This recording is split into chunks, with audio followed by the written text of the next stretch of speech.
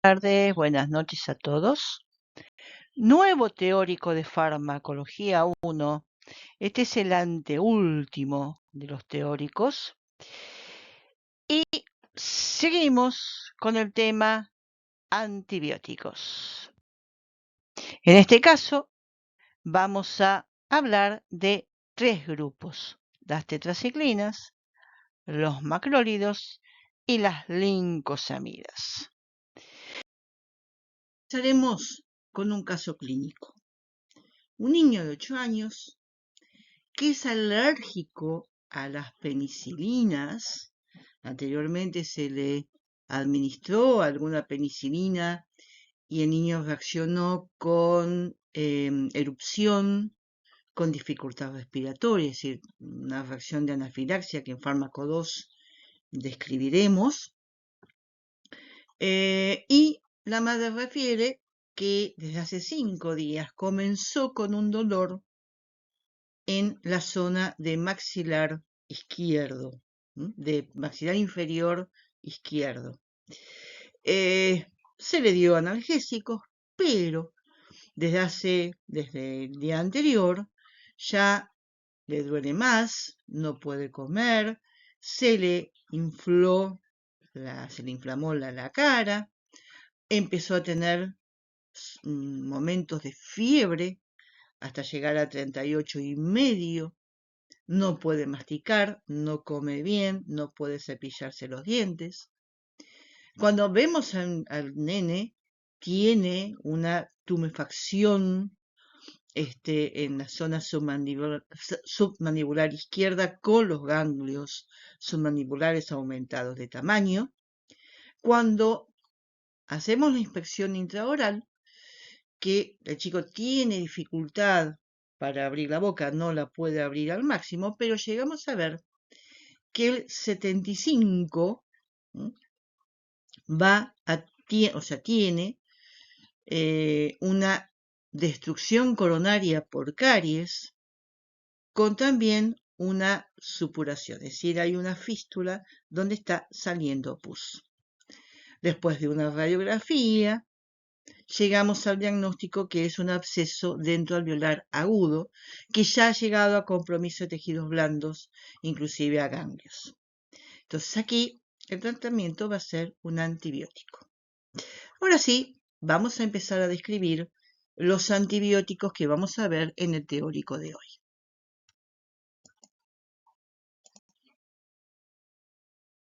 Vamos primero a hablar mencionar un poquito del mecanismo de acción de estos antibióticos que tienen en común que actúan inhibiendo la síntesis proteica.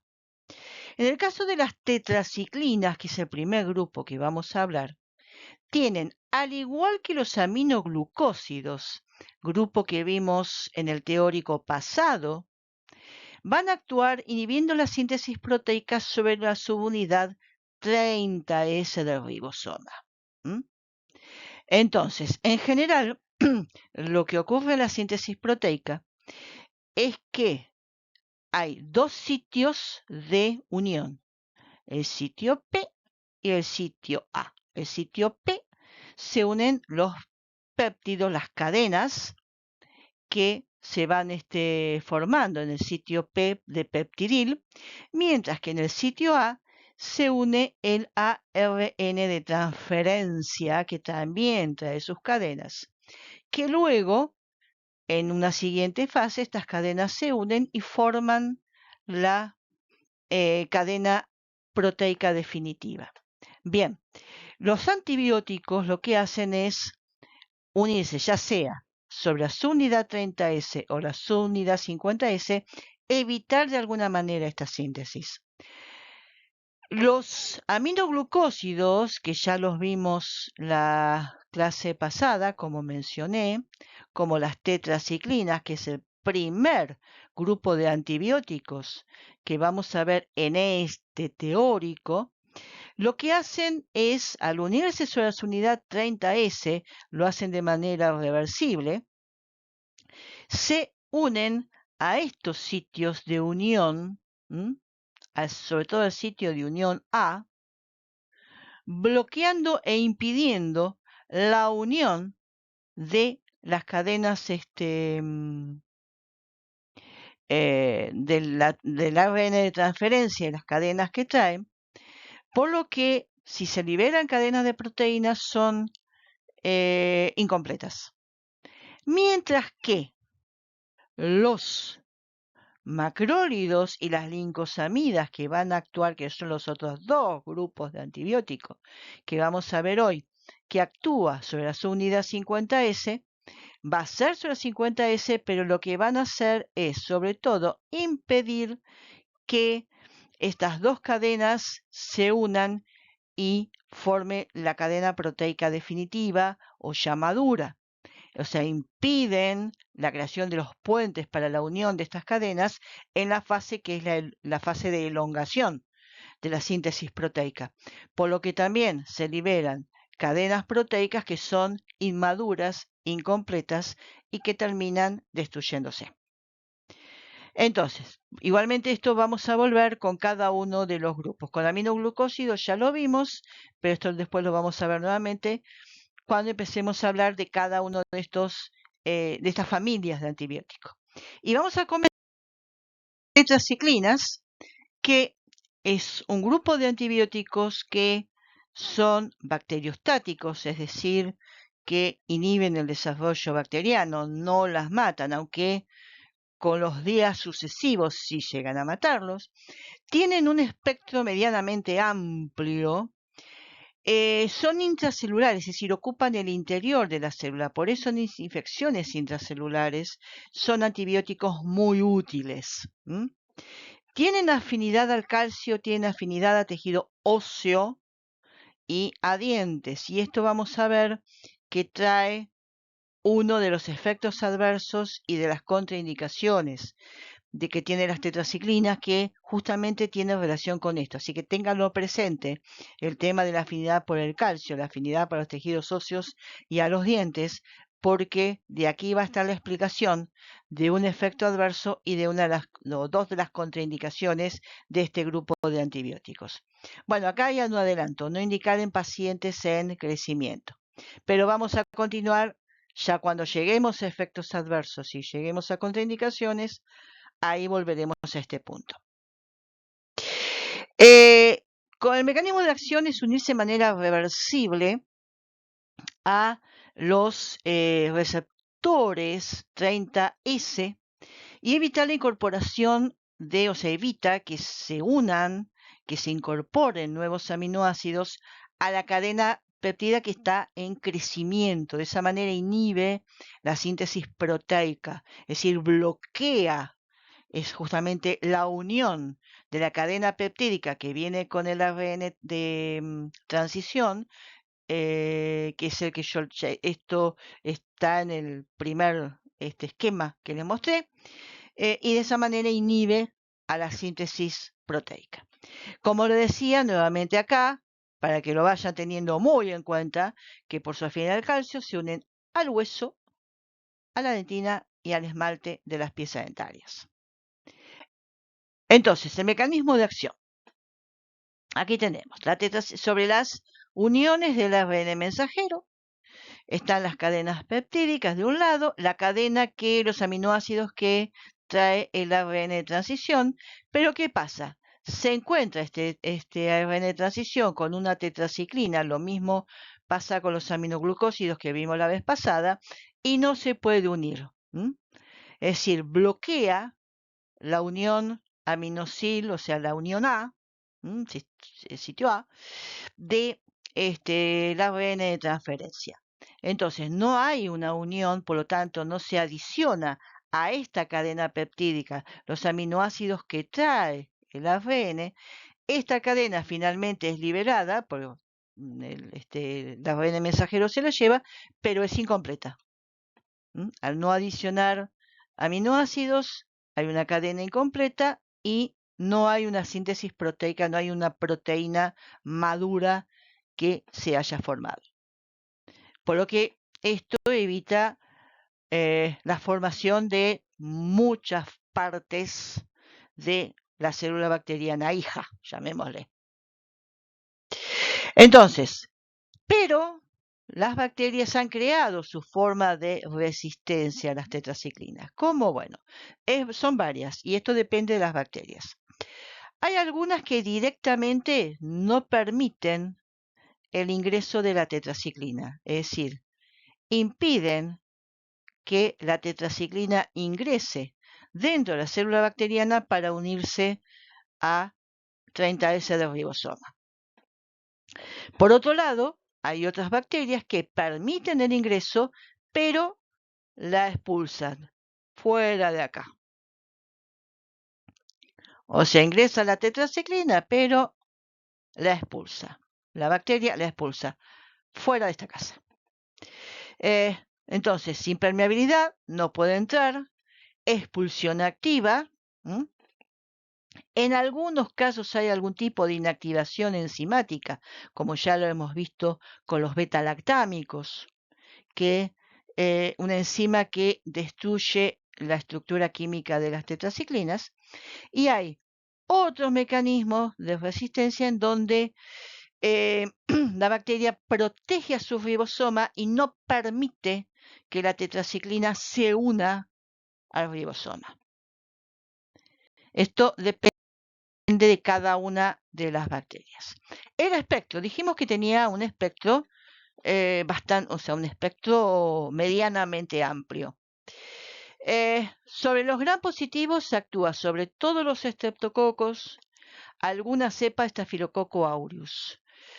Tal vez alguna que otra cepa Staphylococcus aureus meticilino sensible, meticilino resistente, alguna cepa de meticilino resistente puede llegar a ser activo, puede llegar a actuar, pero mayoritariamente actúa sobre los Staphylococcus aureus meticilino sensible. Los gram negativos casi todos, exceptuando Neisseria meningitidis, Haemophilus influenzae y la Escherichia coli. Salvo estos, sí actúa sobre todo el resto de los gram negativos y actúa sobre todos los anaerobios. Todos los anaerobios.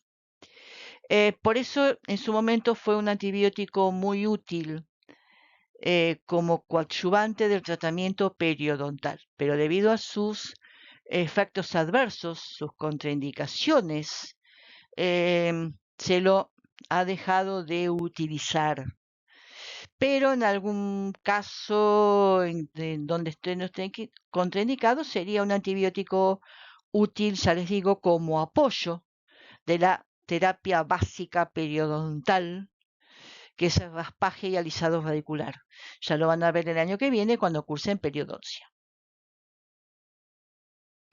Entonces, un poco de la farmacocinética. Tenemos, se clasifican dentro de las muchas clasificaciones que hay, en naturales, sintéticas, digamos la que para farmacocinética es más útil, la clasificación más útil es de acción corta, que tiene una vida media de 6 horas, 8 horas como mucho, lo cual tenemos la oxitetraciclina o tetraciclina base, y de acción prolongada, cuya vida media es mayor a 16 horas, como la doxiciclina y la minociclina, que cuando se usan en odontología son de las más utilizadas a nivel sistémico. Ya la tetraciclina sistémico se usa hasta por ahí.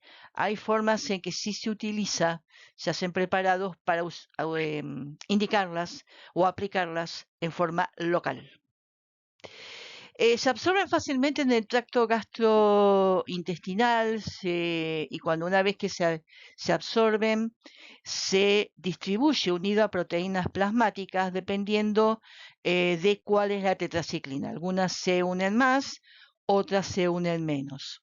Lo que sí, lo importante es que no administrar conjuntamente con lácteos, separarlo de los lácteos, un poco porque ya lo saben la razón, no la pueden razonar.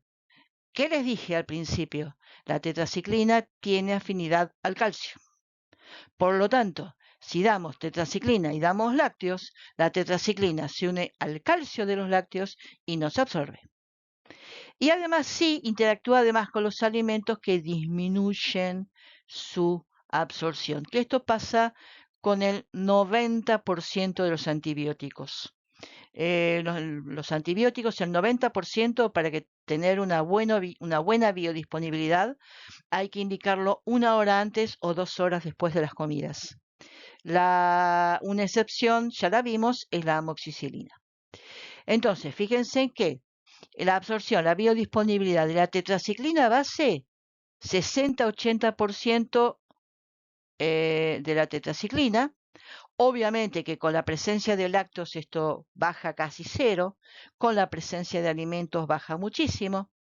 95% de biodisponibilidad de la doxiciclina y casi también 95, casi 100%, en algún caso puede llegar al 100% de la minociclina. Una vez que se absorbió, como dije, algunas se unen más, otras se unen menos a las proteínas plasmáticas, pero más o menos después de la primera toma, la concentración máxima se logra a las 2-3 horas. Atraviesan muy fácilmente la barrera placentaria y la circulación fetal. Aunque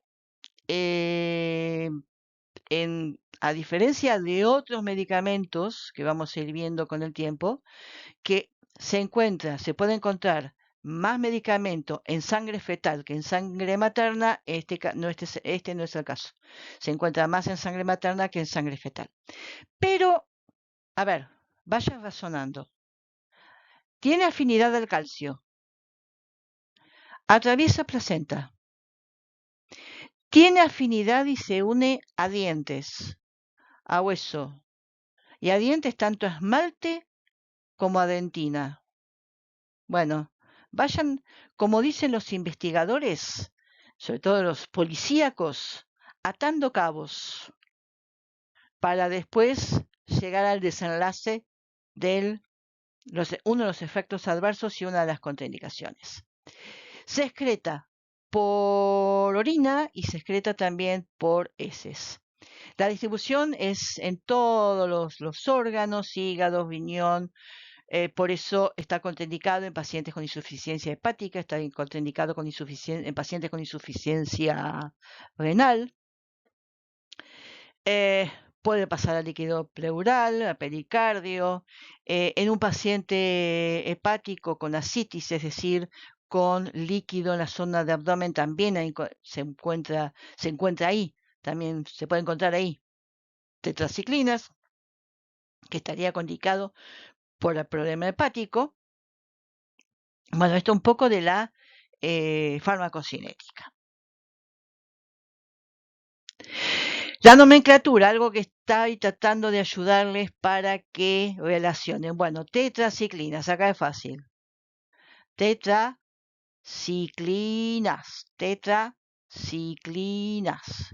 Termina en ciclina, fíjense. Tetraciclina, bueno, tetraciclina base tiene el mismo nombre del grupo. Tetraciclina. Pero fíjense en doxiciclina, minociclina, es decir, todas las tetraciclinas terminan en ciclina. Para hacer un versito.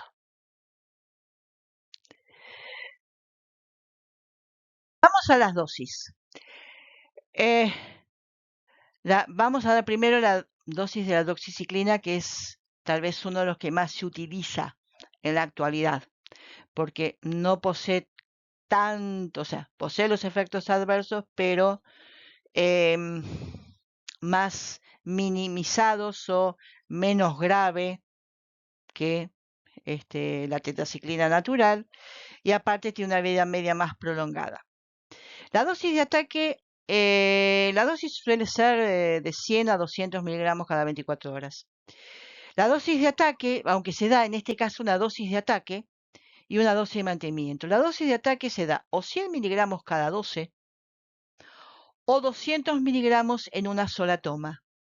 Es decir, los 200 miligramos, que es la dosis de ataque, se puede dar en una única toma o la mitad cada 12, 100 primero y 100 12 horas después.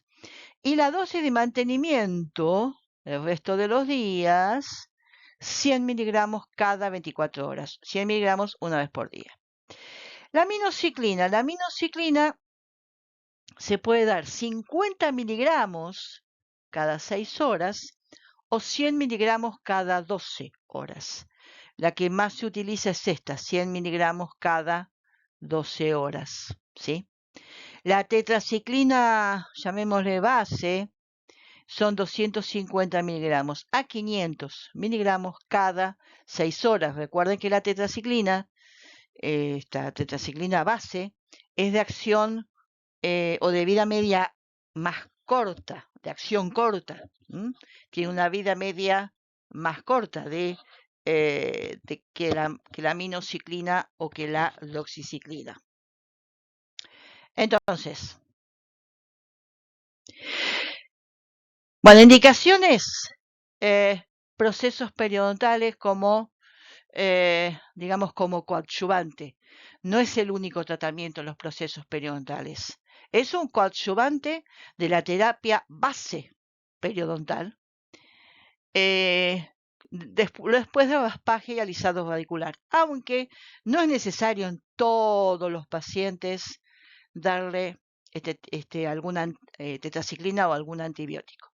Son casos muy específicos, algunos los veremos en Fármaco 2 y otros se los van a explicar, como les decía, en periodoncia.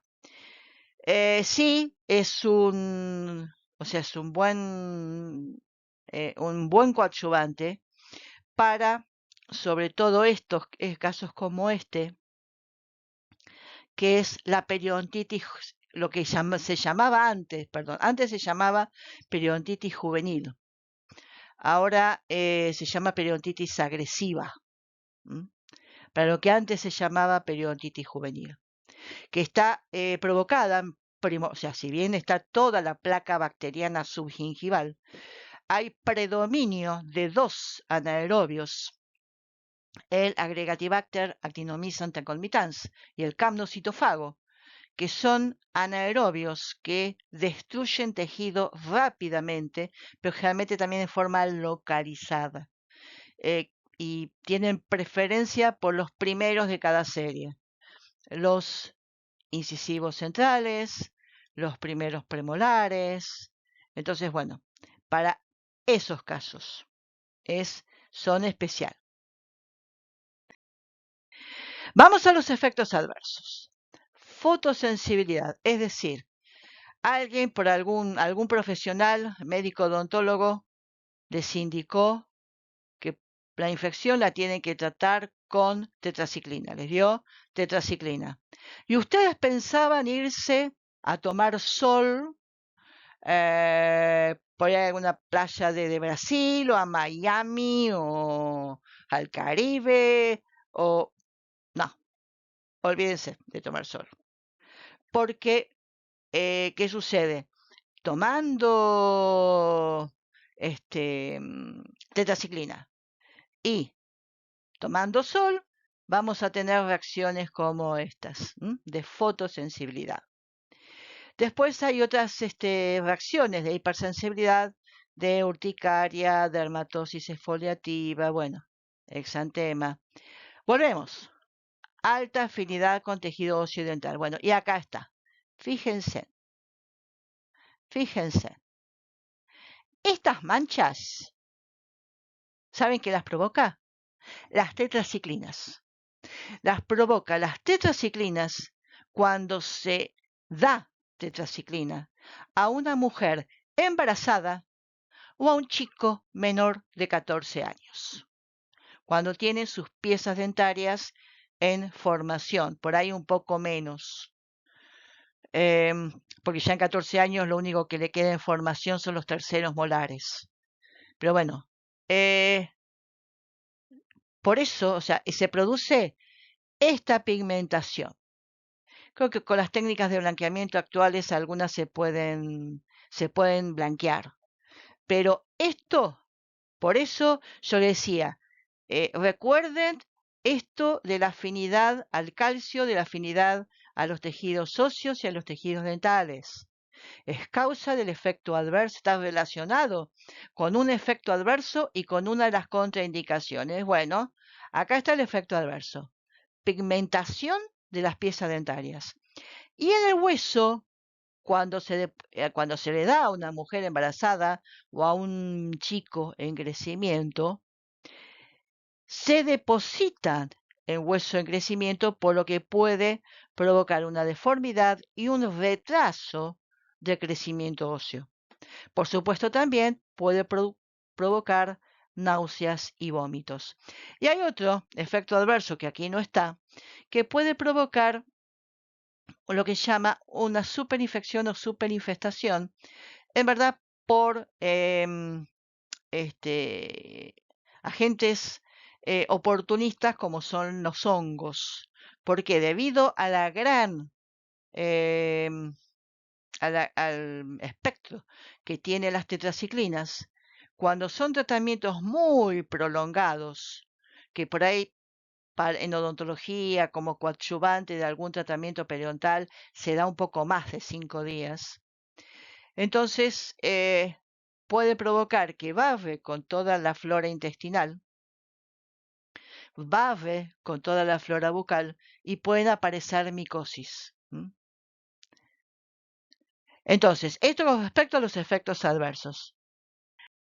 Y obviamente, por estos efectos adversos sobre hueso y sobre piezas dentarias, que está contraindicado en embarazo y está contraindicado en chicos. Aunque a veces en chicos, en ciertas infecciones se da, pero nos vamos a encontrar después con esas piezas dentarias manchadas. En pacientes con inmunidad baja, en alérgicos, en insuficiencia hepática y en insuficiencia renal. Esas son las contraindicaciones de las tetraciclinas.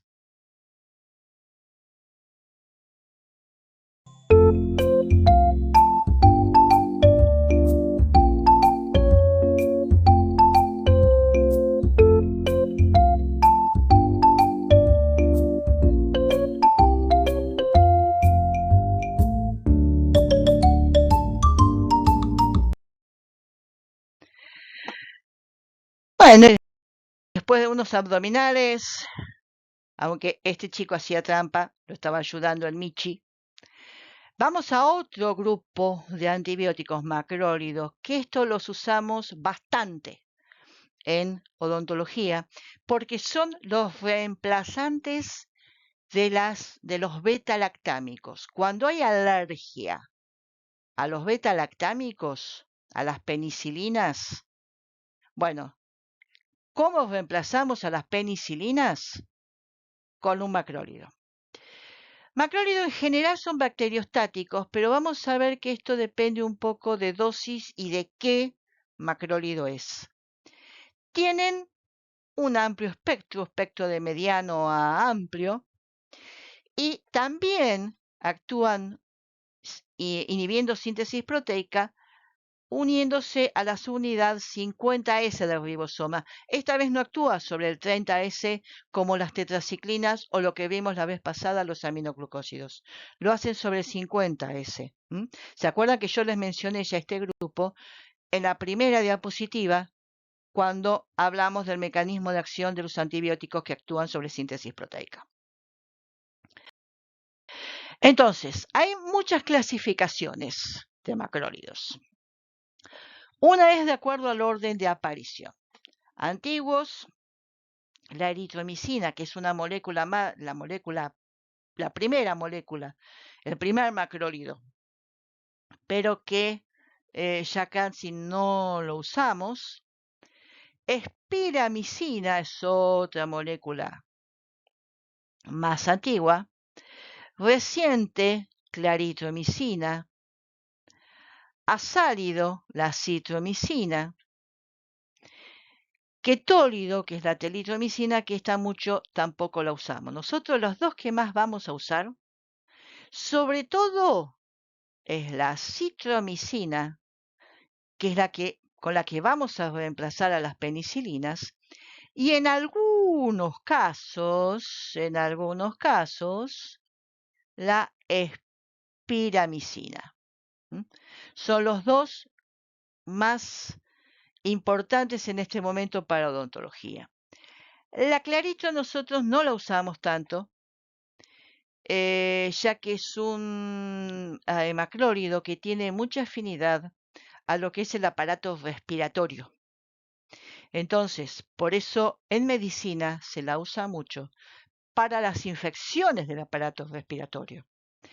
Tal vez en un caso de sinusitis o pansinusitis, ahí podría ser una opción la claritromicina.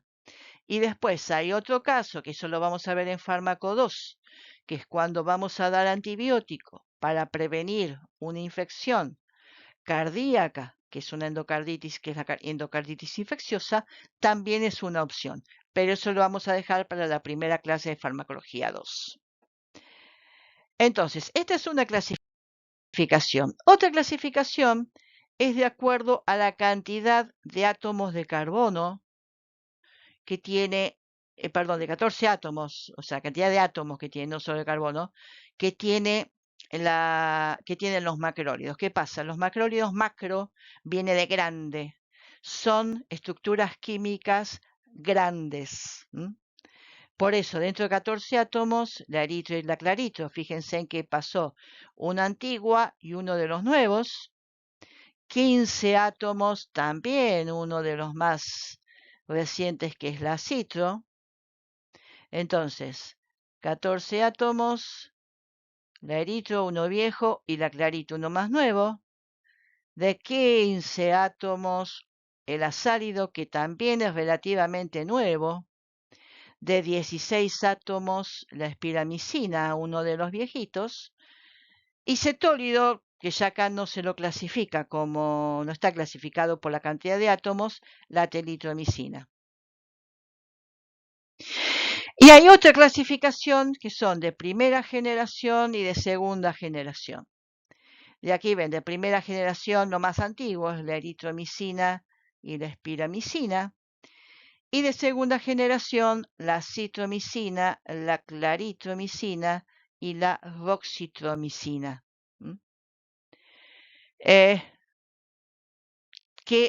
Y esta clasificación es interesante, de primera generación y segunda generación.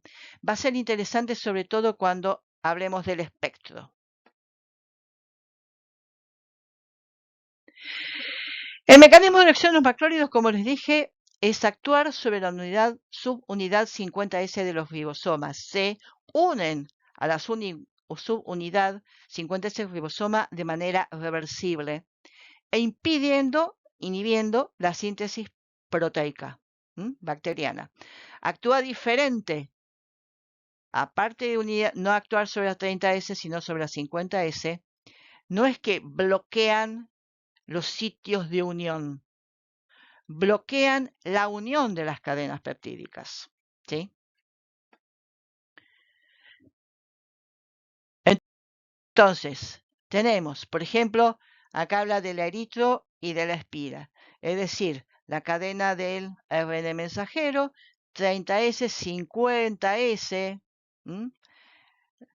de la unión P, donde el nuevo péptido se unía digamos, al RNA mensajero, y por el otro lado estaba aquí la cadena que está unida a ARN de transición. Bueno, la eritromicina actúa bloqueando esta unión, la unión P, pero la mayoría de los demás los macrólidos, como el resto, lo que hace es impedir la unión de estas dos cadenas, de estas dos cadenas, y de esta manera, no se forma la proteína completa y madura.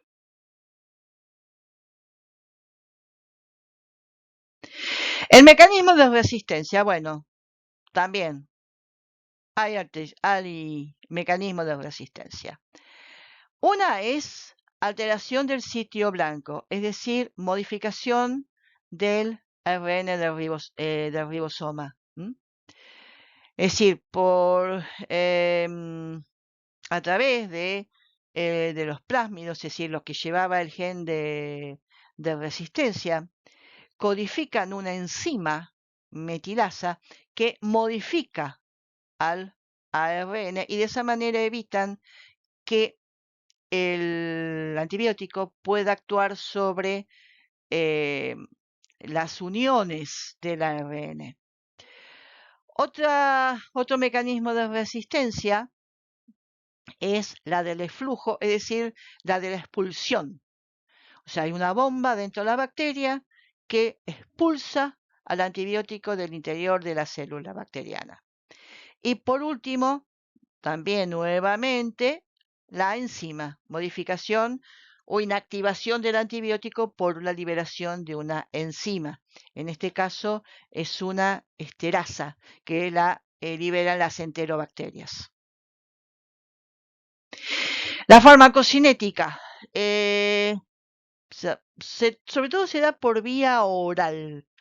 No hay, por lo menos no he encontrado los vademecums, alguno que se administre por vía parenteral.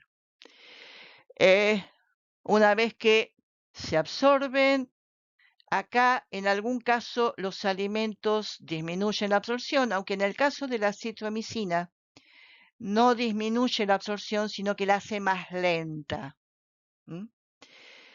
Luego se distribuyen por todo el organismo con cierta afinidad. Como les decía, la claritromicina tiene más afinidad a tejido respiratorio, al árbol respiratorio. La citromicina tiene afinidad a hueso y un poco a fluido gingival. Y la espiramicina tiene gran afinidad al fluido gingival y a la encía y a las glándulas salivales. Después ahora vamos a describir cada uno de los macrólidos y ahí se va a ver mejor. Entonces, todos se metabolizan en hígado y hay algunos que tienen una eliminación hepática muy importante. Por ejemplo, la citromicina se metaboliza un 88, casi 90%, y un 95% se metaboliza. Mientras que la excreción se elimina casi un 90% por bilis y el 10% restante se elimina por orina.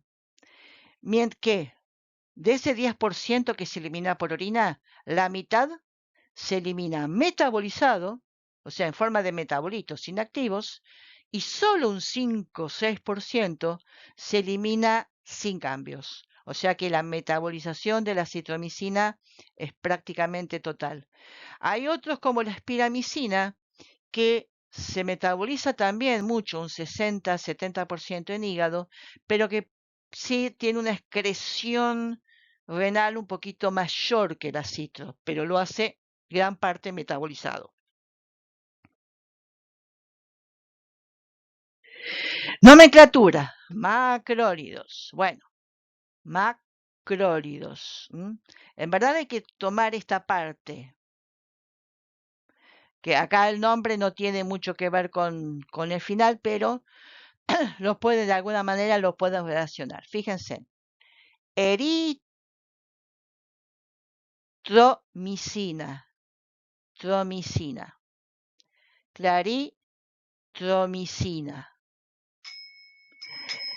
acitromicina, todos terminan en tromicina. Bueno, a decir verdad, casi todos, porque acá no está la espiramicina que no termina en tromicina, sino en micina. Entonces, bueno, busquemos, vamos a ver. Yo todavía no la encontré, pero por ahí ustedes pueden hallar la forma de relacionar la espiramicina con los macrólidos. Pero vean que el resto de los macrólidos, tromicina, tromicina, tromicina.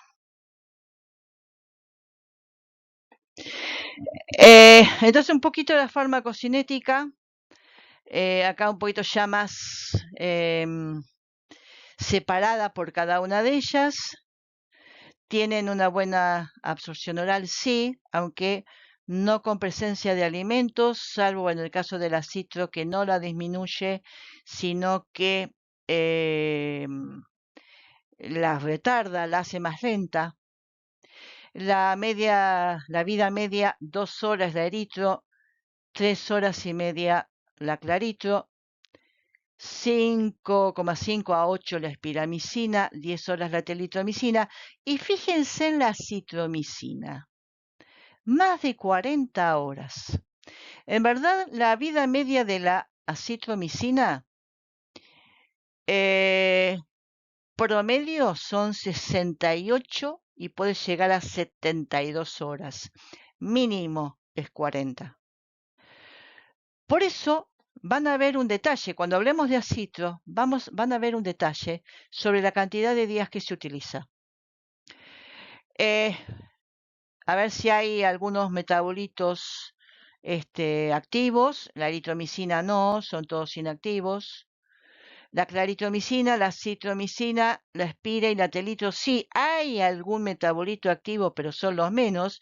Como le dije, la citromicina, la cantidad de metabolitos activos, la metabolización solamente es un 5%. Y en orina se excreta 15% la eritro, el resto es por bilis, 50% la claritro. Como ven, mitad y mitad, el resto es mayormente por bilis y otras medidas. Fíjense, 12% la citro. De este 12% de excreción en orina, la mitad es activo, la mitad es inactivo. Entre 4 y 14% en orina, a veces un poquito más, de la espiramicina y un 13% la telitromicina. El resto, ¿por qué vías se eliminan? Mayoritariamente bilis.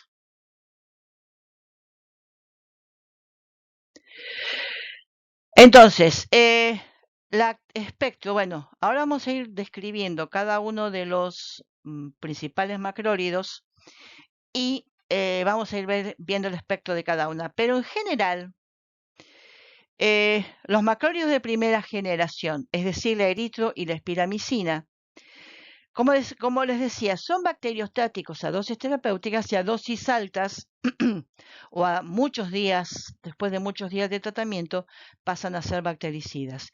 Mientras que los de segunda generación, como es el caso de la claritromicina, como es el caso de la acitromicina, ya se considera que a dosis terapéuticas son bactericidas.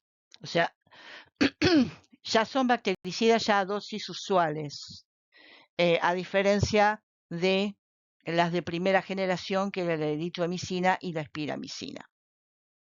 Entonces, comenzamos con la eritromicina, que es la molécula madre. Sobre A positivo sí actúa sobre streptococos, pero no actúa sobre enterococos ni sobre estafilococos. Gram negativos, muy pocos.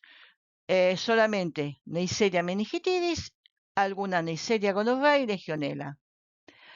Anaerobios, sí, actúa sobre actinomyces, Clostridium no difficile y Peptostreptococcus. Es decir, fíjense que la eritromicina tiene un espectro algo similar a lo que son las penicilinas. Por eso eran las primeras, los primeros reemplazantes naturales de las penicilinas. Pero vamos a ver ahora con los efectos adversos que se los ha dejado de utilizar. La eritromicina tenía varias sales: el estolato, el etilsucinato y el estearato, 250 miligramos cada 6 horas o 500 cada 8, la dosis usual. Vía tópica, el estolato, el lactobionato y la eritromicina base, 0,5 a 1% en gotas oftálmicas y 2 al 6% en cremas contra el acné para prevención o para tratamiento de infecciones en el acné. ¿Qué sucede con la eritromicina? Bueno, como les decía, reemplazo de betalactámicos en caso de alergia, pero ya descarten este reemplazo. Descarten la eritromicina. Fíjense en todos los efectos adversos. Efectos adversos de tracto gastrointestinal es uno de los antibióticos peor tolerados. Provoca náuseas, vómitos, dolor epigástrico, diarrea. Obviamente también fenómenos alérgicos. Acá viene el tema. Trastornos cardíacos. Producen arritmias. Síndrome del QT largo, taquicardia. Entonces ya lo contraindica en pacientes con enfermedades cardíacas. Altera la función hepática, a veces con ictericia, a veces sin ictericia. El estolato provoca, cuando se lo da cerca de 10 días o más, produce hepatitis colestásica, que es una hepatitis con falta de bilis, con ausencia de bilis. En sangre, leucocitosis con eosinofilia, a veces fiebre, y puede llegar a provocar en dosis alta daño auditivo y problemas renales. Pero el mayor problema acá son el gastrointestinal, el hepático y el cardíaco. Por eso cada vez se lo utiliza menos. Entonces, la enfermedad hepática grave es una de las contraindicaciones. Precaución durante el embarazo.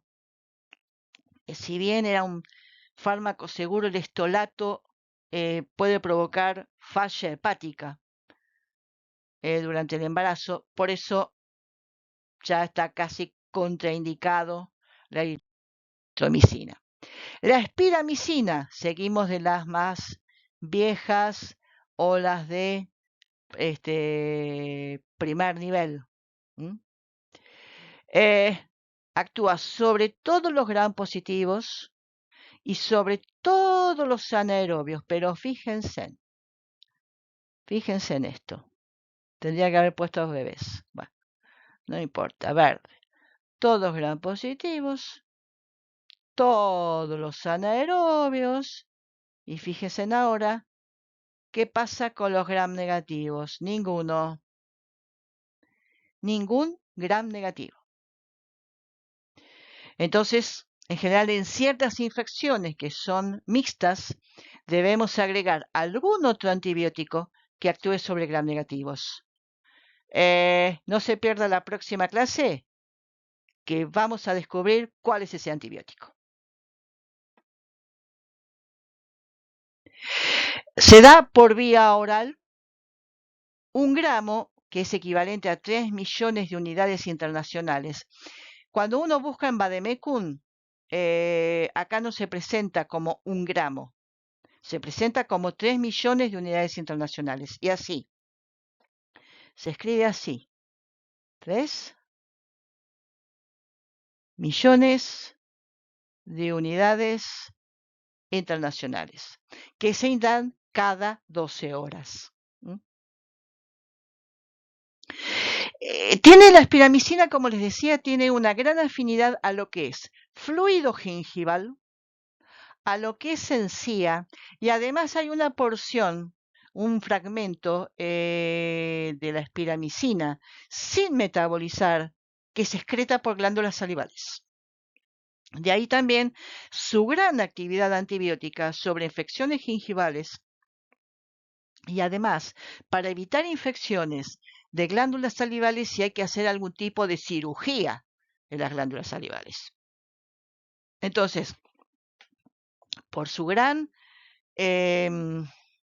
afinidad al tejido gingival, por su concentración, alta concentración, que se encuentra en fluido gingival, y el hecho de la eliminación sin cambios por saliva, que también actúa en forma local sobre encía, lo hace especial para las infecciones gingivales y periodontales como coadyuvante de la terapia básica. Reacciones adversas, trombocitopenia, erupción por alergia, hepatitis colestásica, aunque esta es más rara, no se da tan seguido como se da con la eritromicina. Prolongación del GUT en infarto, aunque no produce tanta arritmia como la eritromicina, a veces esofagitis ulcerativa, colitis, aunque esto también es muy poco frecuente la colitis. Ahora después vamos a hablar un poquito de la colitis asociada con antibióticos. No, con la espiramicina no se da tanto, no se da tanto. Estas reacciones adversas se dan muy bajo porcentaje. Las contraindicaciones, sobre todo en pacientes con difusión hepática y obviamente con alergia. A la espiramicina o alergia a cualquier otro macrólido por riesgo de alergia cruzada. A la citromicina. Acá es donde quería llegar. Acitromicina sí actúa sobre estreptococos, sí sobre estafilococo aureus, pero fíjense, meticilinos sensibles, no los meticilinos resistentes. Gram negativos, algunas neiserias, Haemophilus influenzae, Legionella, Salmonella, Shigelas y anaerobios, fíjense, Actinomyces, Prevotella, Clostridium difficile, Peptostreptococo. Entonces, tiene un espectro similar a un poquito más amplio que una amoxicilina o una ampicilina. Entonces, de ahí es su mayor uso. El uso es como reemplazo de los betalactámicos. ¿Hay alergia a la penicilina? ¿Con qué lo podemos reemplazar? Con esto, con la citromicina. La dosis es de 500 miligramos cada 24 horas, una vez por día. Pero fíjense en esto, sobre todo 3 a 5 días. Nosotros sobre todo lo usamos 3. ¿Por qué 3 y no 5 como el resto de los antibióticos? Por el tema de la vida media. La vida media, recuerden que es mayor a 40 horas, que el promedio es una vida media de 68 a 72 horas. Entonces, tarda 3 días en eliminarse la mitad. La primera mitad. ¿Por qué? ¿Qué pasa con la segunda mitad? La segunda mitad de todos los fármacos se eliminan 2, 3 y en algún caso hasta 4 veces más que la primera vida media. Es decir, si un fármaco tarda en eliminarse la mitad, la vida media de la citromicina, vamos a hacer rápido, son 48 horas, 2 días, o son 72 horas, 3 días. La segunda mitad puede tardar 6, puede tardar 9 o puede tardar 12. Entonces, por eso, con 3 días es suficiente, pero ojo, toma por 3 días, pero igualmente nosotros tendremos que esperar unos días más para ver efectivamente la eliminación de los signos y los síntomas y listo, ya sabemos que ya está cubierto por el tema de la resistencia en los días extras. Y es un reemplazo para niños alérgicos a los betalactámicos, es un excelente reemplazo. La dosis ponderal es 15 miligramos por kilogramo de peso por día.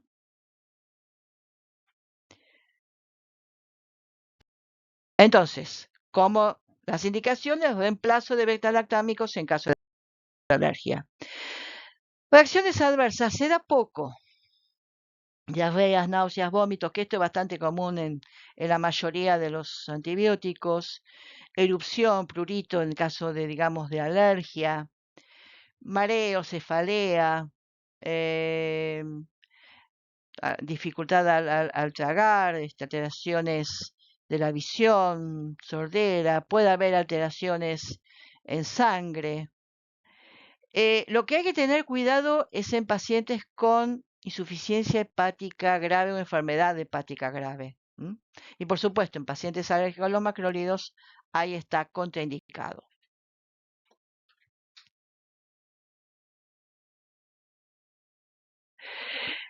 Y acá está también hay que tener en cuenta en los pacientes cardíacos.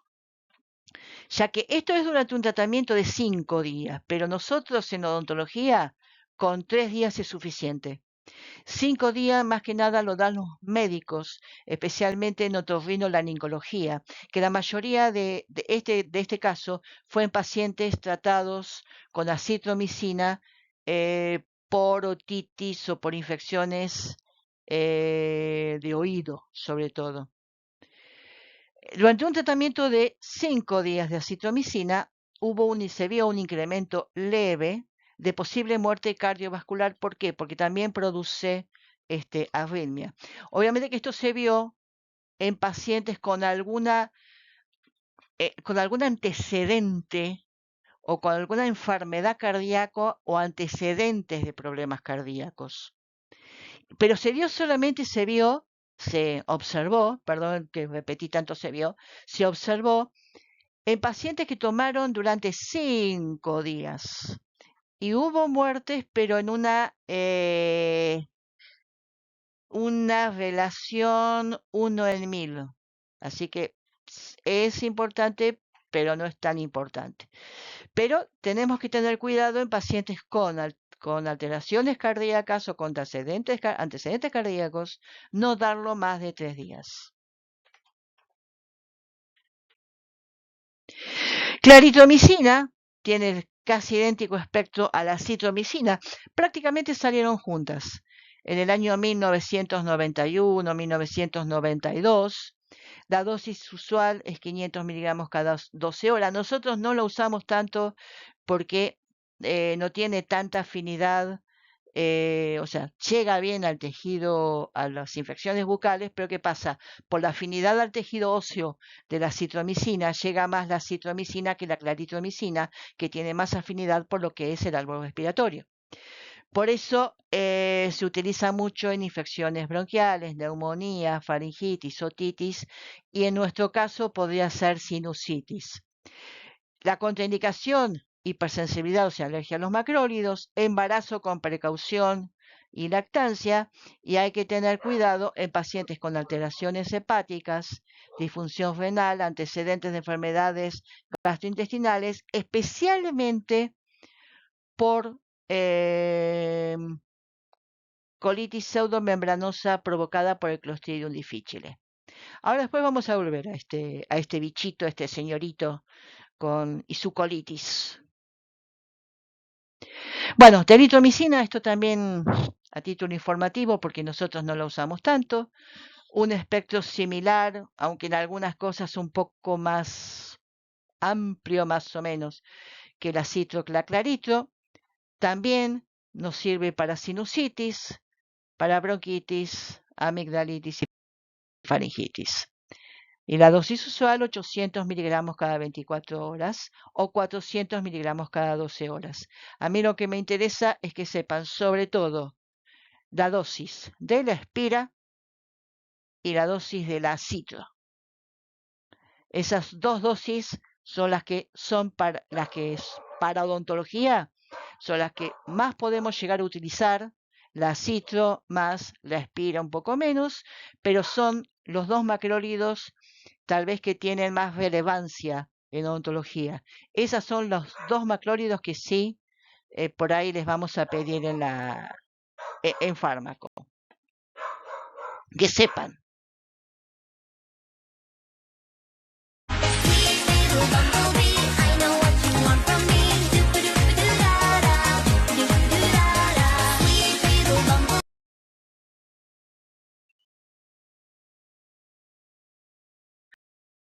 Bueno, y después de bailar un poquito, vamos al último grupo que son las lincosamidas, que son la lincomicina y la clindamicina, que la clindamicina es una variación de la lincomicina, ya que a la lincomicina se le agregó una molécula de cloro.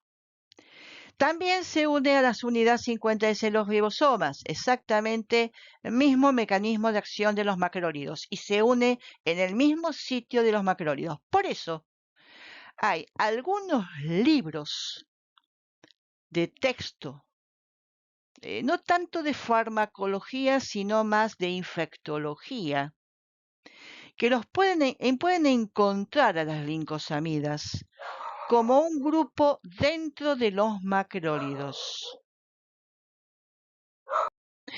Pero en verdad, químicamente no tienen relación las lincosamidas con los macrólidos. Químicamente son diferentes. ¿Por qué en algún libro, sobre todo de infectología, puede encontrar a las lincosamidas dentro de los macrólidos? Por el hecho que el espectro es muy similar a algunos macrólidos y porque tienen el mismo mecanismo de acción, y al tener el mismo mecanismo de acción también se unen al mismo sitio donde se unen los macrólidos para actuar en la subunidad 50S del ribosoma. Por eso en algún libro lo pueden encontrar como un grupo dentro de los macrólidos, pero químicamente no están relacionados como los macrólidos. Y en los libros tradicionales de farmacología lo van a encontrar como otros antibióticos, lo van a encontrar así tal cual, como lincosamidas, o también los pueden encontrar en algún libro de farmacología más viejo o más clásico como tioazúcares. Entonces, la farmacodinamia de las lincosamidas, bueno, se ligan a la subunidad 50S del ribosoma, más o menos mismo sitio parecido, pero nada más que del lado de 50S, no del lado de 30S, impidiendo la síntesis proteica. También en los mismos sitios, en exactamente los mismos sitios en el mismo sitio de acción y casi de la misma manera que los macrólidos. Es decir, se forman, o no se pueden unir las cadenas, o la cadena, alguna de las cadenas no se puede unir al RNA mensajero. Entonces no se forma la cadena completa, se forman incompletas y subsiguientemente hay una muerte celular de la bacteria. Mecanismo de resistencia también por medio de los plásmidos que producen enzimas o lo eliminan, una bomba de expulsión. Y atención, que aquellas bacterias que son resistentes a los macrólidos también lo pueden hacer resistente a las lincosamidas. Es otra causa por la que tal vez, desde el punto de vista de la infectología, algunos libros de texto de infectología incluyen a la lincosamida como macrólidos. Un 5% de los estafilococos, sobre todo aureus, que son meticilinos resistentes, y Bacteroides fragilis, hasta un 10%, pueden ser también pueden ser resistentes a lo que es la clindamicina, a la lincomicina y a la clindamicina. Lincosamidas, bien. Si bien terminan en micina los dos, igual que los aminoglucósidos, pero fíjense, tenemos que las lincosamidas tienen lin, tienen el prefijo lin. Bien, lincomicina empieza con el prefijo lin. Y la clindamicina, como tiene cloro, no empieza con el lin, pero tiene el lin. Nada más que con la C, clean, ¿por qué? Porque es cloro, porque es la lincomicina clorada.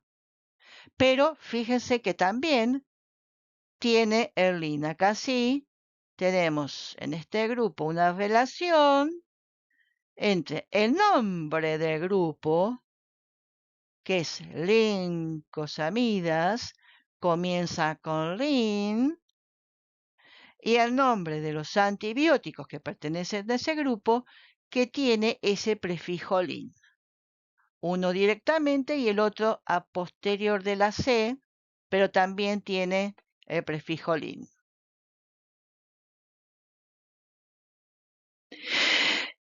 Entonces, la lincomicina, yo le decía que también eran conocidos antiguamente como tioazúcares. Bueno, acá está, porque la lincomicina es un aminoácido unido a un azúcar. Mientras que la clindamicina, como les decía, es un derivado de la lincomicina que se le agregó una molécula de cloro. Es 2 a 4 veces más fuerte, más potente que la lincomicina y tiene mayor absorción en el tubo digestivo que la lincomicina. Ahora, la farmacocinética de las lincosamidas. Se da por vía oral. La clindamicina tiene una biodisponibilidad del 75%, aunque en este caso la clindamicina, al igual que la amoxicilina, los alimentos no alteran su absorción, no alteran su biodisponibilidad. En caso de la lincomicina, sí, también tiene una biodisponibilidad del 75%, pero fíjense que cuando se da con alimentos, esa biodisponibilidad se reduce al 25%, es decir, 50% menos. O sea, es 75 sin alimentos en ayunas, 25% cuando se toma con alimentos. O sea, una reducción de biodisponibilidad bastante importante. Por vía parenteral se puede dar, es la forma de fosfato, la vía oral es el palmitato, son 2 sales, mientras que la lincomicina se puede dar en infusión endovenosa. 80% se une a proteínas plasmáticas la clindamicina, 25% la linco. La vida media es más corta la de la clinda que de la lincomicina, 2 horas y media más o menos la clinda, 5 horas la lincomicina.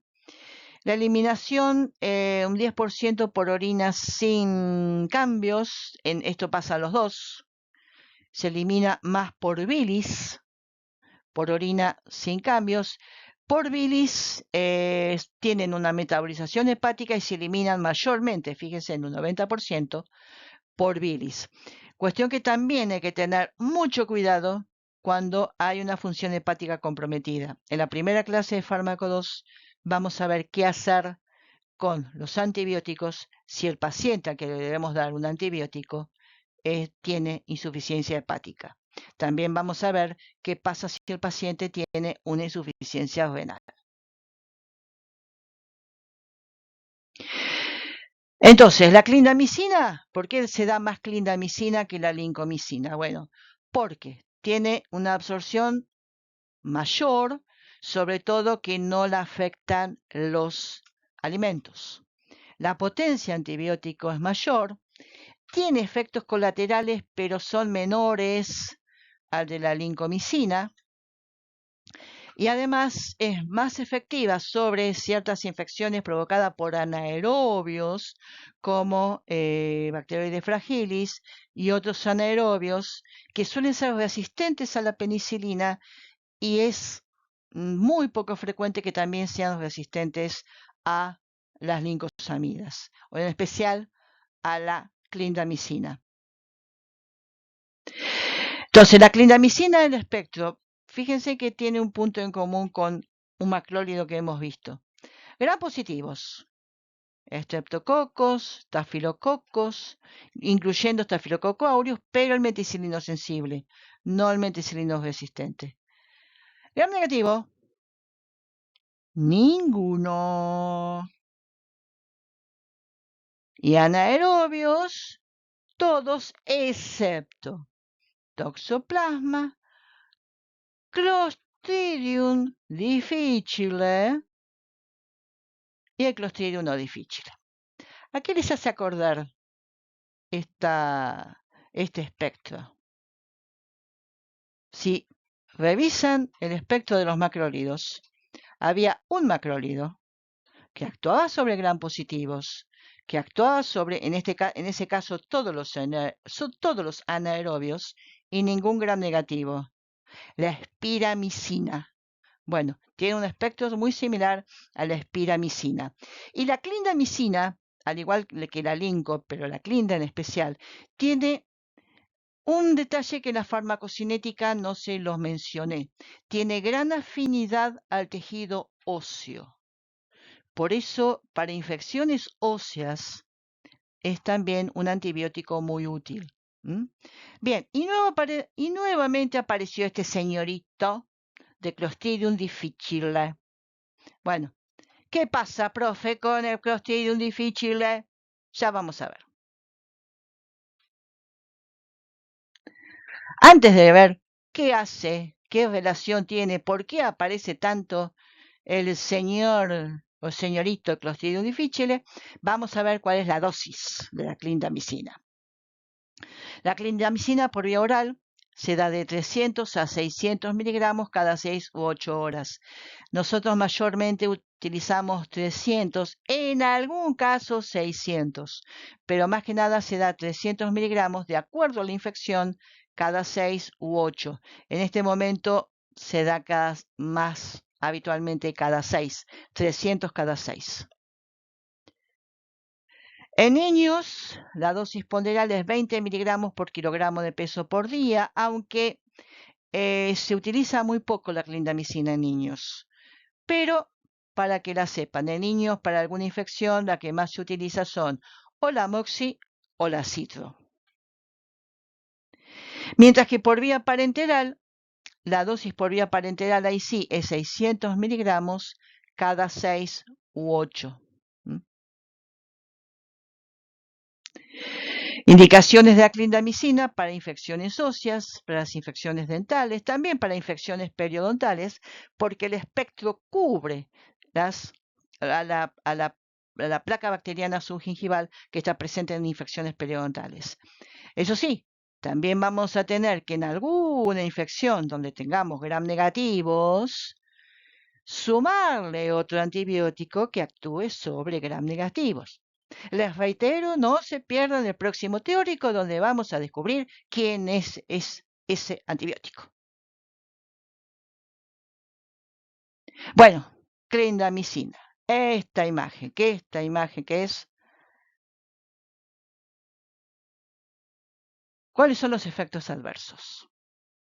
Náuseas y vómitos, leucopenia y colitis pseudomembranosa. Esto es una imagen de una colitis pseudomembranosa.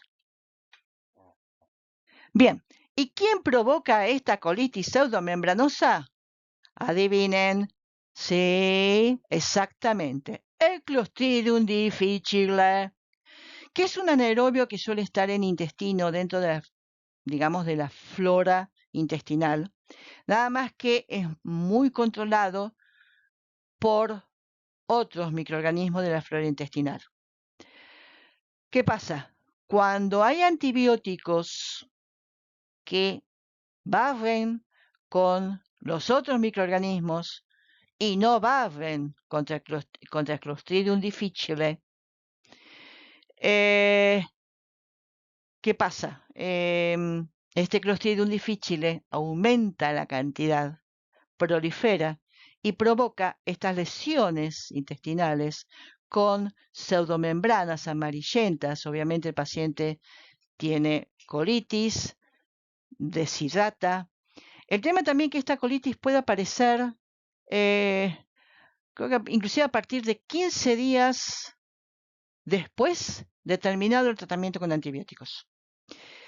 Es frecuente, es posible y es frecuente la aparición, frecuente en ciertos casos, pero pacientes que tienen problemas o tienen el tracto gastrointestinal muy sensible o que han tomado en su vida por infecciones a repetición muchos antibióticos, que aparezcan colitis, no específicamente pseudomembranosa, pero colitis asociada con antibiótico.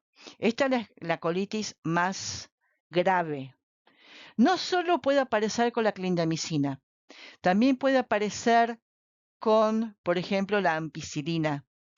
Puede aparecer con cefalosporinas de primera y de segunda generación.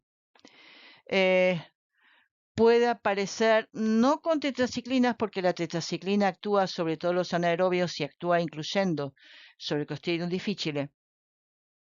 Entonces, bueno, pero hay todo aquel antibiótico que al actuar sobre anaerobios no actúa sobre Clostridium o no actúa sobre Clostridium difficile, es posible que provoque este tipo de colitis pseudomembranosa.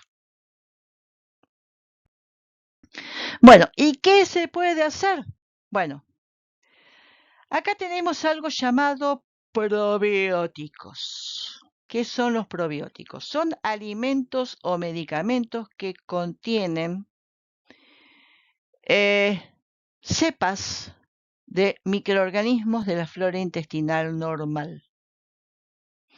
Estos alimentos, estos medicamentos, lo que hacen cuando uno los consume es hacer que esas cepas vayan ubicándose y vayan creciendo. ¿Para qué? Para mantener bien la flora intestinal. ¿Por qué? Porque las colitis, no necesariamente la colitis pseudomembranosa, todas las colitis asociadas con antibiótico está relacionada con la alteración de la flora intestinal por acción del antibiótico. Entonces, ¿cómo evitar a un paciente que tenga o que sufra una colitis pseudomembranosa? Bien, historia clínica. Nunca se olviden de la historia clínica del paciente. Historia clínica. ¿Ha tomado anteriormente antibióticos? Sí. No me diga, prof, de doc, que tengo que tomar un antibiótico. Y sí, uy, no, porque los antibióticos me dan mucha colitis. Ajá, bueno. Entonces, esos casos de pacientes que ha tomado antibióticos y que tienen antecedentes de haber tenido colitis por antibiótico, para evitar que la próxima colitis sea una pseudomembranosa, bueno, indicarle alimentos probióticos. ¿Cuáles son? Bueno, los lácteos.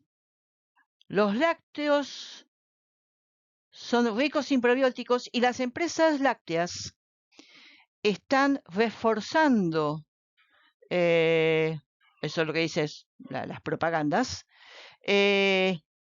con justamente algunas cepas de microorganismos y están haciendo más probióticos, especialmente a los yogures, a las leches, etcétera. Acá, bueno, acá tenemos, aunque se ve chiquito, las buenas materias, las malas bacterias. Este está muy conocido, pues se está dando mucho en televisión la propaganda, que esto es un medicamento. Esto es un medicamento, lo mismo que estos son comprimidos, esto que son cápsulas. Hay algunos que vienen en gotas, que esos son medicamentos que le podemos indicar a ese paciente. Si no, alimentos lácteos, o si no, si tiene algún vecino amigo que ande con el kefir es un hongo, pero que ayuda justamente a la flora intestinal. El kefir. Esto comenzó hace muchos años con un proyecto, si no me equivoco, de agronomía. Y creo que todavía anda dando vueltas el kefir. Siempre alguno puede tener kefir para donar, porque a medida que va creciendo, se va a tener que ir, se va a ir dando, se va a ir repartiendo. Bueno, kefir. O sea, alimentos lácteos, kefir o medicamentos que sean probióticos. Entonces, para evitar la colitis pseudomembranosa, para prevenir colitis pseudomembranosa y para evitar colitis, sobre todo, cuando el tratamiento con el antibiótico es muy prolongado, cuando un tratamiento con antibiótico en una infección odontológica supera, supongamos, los 7, 10 días, o cuando el paciente tiene antecedentes de tener colitis cada vez que ha tomado un antibiótico, indiquen un probiótico.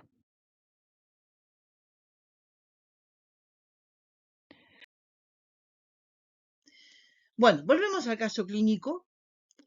El niño de 8 años, ¿se acuerda? Con absceso dentroalveolar agudo, que tiene fístula, que tiene el ganglio ya, como se dice habitualmente, tomado, por lo que previo al tratamiento local de drenaje o conjuntamente con el drenaje y previo al tratamiento que lamentablemente ahí va a ser la extracción, tendremos que indicar un antibiótico, pero el chico es alérgico a las penicilinas. Entonces, en este caso, un antibiótico o el antibiótico más frecuentemente elegido para reemplazar a las penicilinas son los macrólidos. Y en este caso, sobre todo en chicos, en la actualidad, el número 1 en la lista es la acitromicina. Entonces, la madre que viene con el nene no tiene idea cuánto pesa. Nosotros se nos rompió la balanza, nos quedamos sin pilas. El pediatra justo hoy no vino, el endocrinólogo tampoco, por lo que no podemos usar la balanza de esos consultorios para saber el peso. Así que bueno, el fármaco nos había enseñado una regla de la mano. Bueno, vayamos a esa regla y que aquí tenemos 8 años, el peso promedio ideal es de 27 kilos. Así que vamos a tomar como referencia este peso, 27 kilos. Entonces, niño de 8 años, dijimos 27 kilos. La dosis de la acitromicina ponderal es 15 miligramos por kilogramo de peso por día. Por lo tanto, multiplicaremos 15 por 27. Eso nos da como resultado 405 miligramos por día. ¿Qué pasa? Bueno, la acitromicina se da una vez por día, por lo tanto, esa será la dosis también por toma de la acitromicina, 405 miligramos. Bien, ahora bien, nuevamente aquí hay que describir otro tipo de dosis, que es la dosis de presentación. O sea, cómo los laboratorios presentan, arman, fabrican las diferentes formas farmacéuticas de sus medicamentos. Los laboratorios de acitromicina en suspensión presentan suspensiones de 200 miligramos de acitromicina cada 5 mililitros. Entonces, por más que la dosis usual sea 500 y a este chico hay que darle 405, los laboratorios se les puso que la acitromicina en suspensión viene de 200 cada 5 mililitros. Entonces, regla simple. 200 miligramos en 5 mililitros, 405 base en X, 405 por 5 dividido 200 nos da 10,2, en verdad da 10,125 mililitros, que es donde están los 405, ¿sí? Nosotros obviamente vamos a tener que redondear y los redondeamos a 10 mililitros, porque bueno, la mayoría de las tacitas, de las medidas, algunos vienen rayita por rayita, pero la mayoría viene marcado a los 2,5, 5, 7,5, 10, 12,5 y 15. Entonces, bueno, para facilitar la administración, va a ser de 10 mililitros. La receta, entonces, por lo tanto, va a ser la acitromicina 200, que es la presentación, suspensión por 30 mililitros. Hay 3 presentaciones, suele haber 2 o 3, 15, 22,5 y 30. Algunos vienen de 15 y de 30. En este caso, bueno, elegimos una de 30. 30 mililitros igual a 1. ¿Nos alcanza? Nos alcanza. ¿Por qué? Porque nosotros hacemos 10 mililitros por toma, que es una por día, durante 3 días. 10 por 3 es 30. Bueno, con un envase de 30 mililitros nos va a alcanzar precisamente y justamente para los 3 días. Por supuesto, a esto le faltan los requisitos legales, que es la firma, el sello y la fecha. ¿Mm?